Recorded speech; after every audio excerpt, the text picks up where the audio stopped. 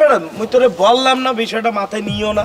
Bachelor পয়েন্টের ফ্যানরা, আপনাদের মনে এখন একটাই প্রশ্ন, অন্তরা তো ফিরে এলো, কিন্তু শুভ কবে ব্যাক করবে?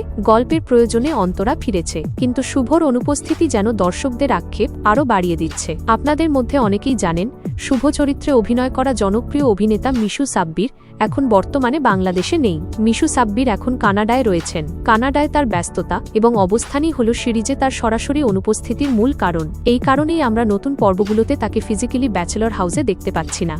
তবে মজার বিষয় হল, মিশু সাব্বির দূরে থাকলেও শুভ চরিত্রটি কিন্তু একেবারে হারিয়ে যায়নি। কানাডায় বসেই মিশু সাব্বির নিজের অংশের ভিডিও বা ক্লিপসগুলো শ্যুট করে পরিচালক কাজল আরেফিন অমিকে পাঠাচ্ছেন। এইভাবে ভিডিও কলের মাধ্যমে অথবা অন্যান্য সৃজনশীল উপায়ে শুভ চরিত্রটিকে এখনও গল্পের সঙ্গে যুক্ত রাখা হচ্ছে। আমরা তাকে হয়তো অল্প সময়ের জন্য বা দূরে থেকেই দেখতে পাচ্ছি।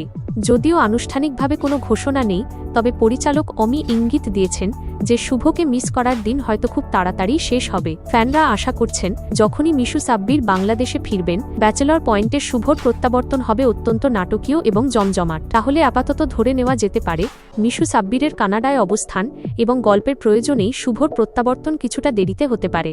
কিন্তু নিশ্চিত থাকুন, শুভ ফিরলে ব্যাচেলর পয়েন্টের মজা দ্বিগুণ হবে। আপনি কি মনে করেন শুভ ফিরলে গল্পে কি পরিবর্তন আসবে? কমেন্টে আপনার মতামত জানাতে ভুলবেন না।